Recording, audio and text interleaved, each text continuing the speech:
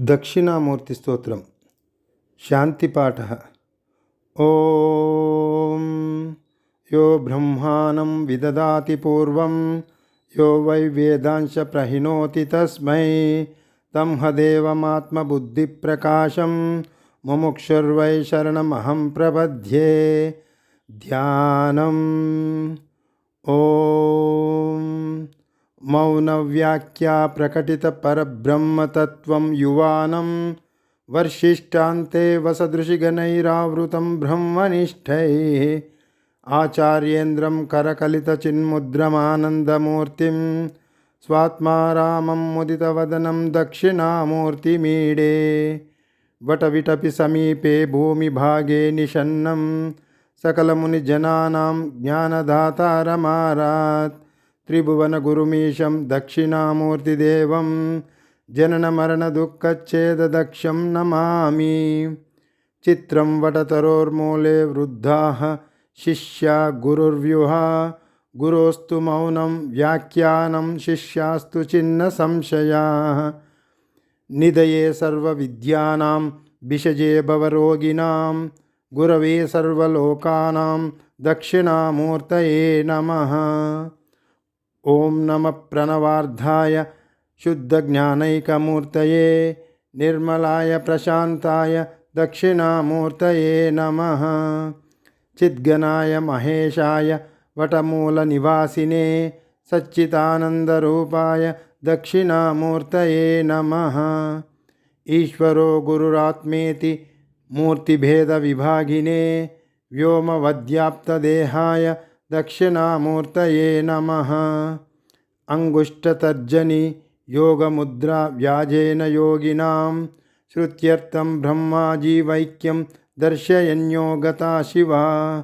ओम शांति शांति शांतिः। स्तोत्रम्।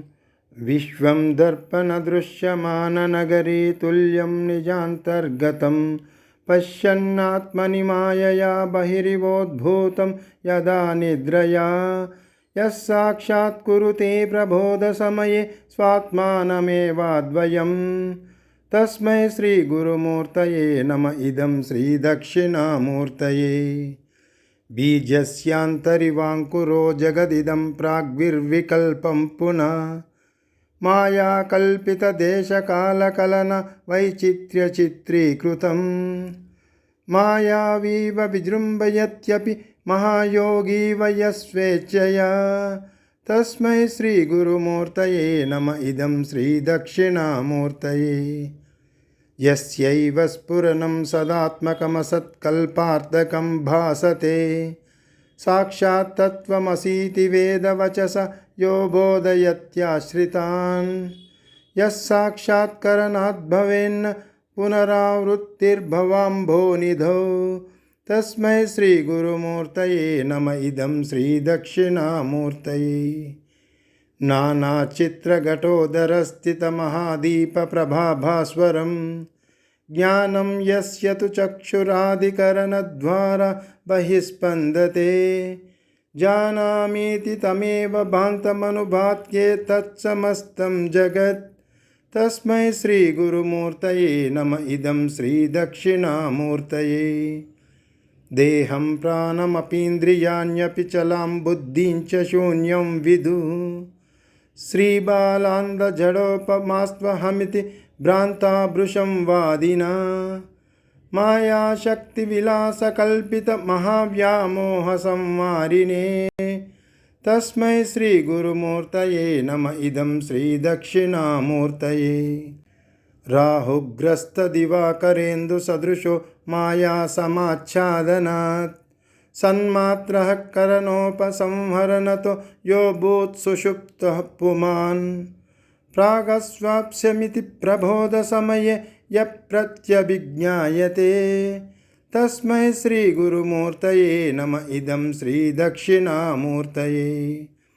बाल्यादिष्वपि जाग्रदादिषु तदा सर्वास्वस्थास्वपि व्यावृत्तास्वनुवर्तमानमहमित्यन्तः स्फुरन्तं सदा स्वात्मानं प्रकटीकरोति भजतां यो मुद्रया भद्रया तस्मै श्रीगुरुमूर्तये नम इदं श्रीदक्षिणामूर्तये विश्वं पश्यति कार्यकारणतया स्वस्वामी सम्बन्धतः शिष्यचार्यतया तदैव पितृपुत्राध्यात्मना भेदता स्वप्ने जाग्रति वाय एष पुरुषो माया परिभ्रामिता तस्मै श्रीगुरुमूर्तये नम इदं श्रीदक्षिणामूर्तये भूरम्भास्य नलो नीलोऽम्बर महर्नादो इमां पुमान् इत्याभाति चराचरात्मकमिदं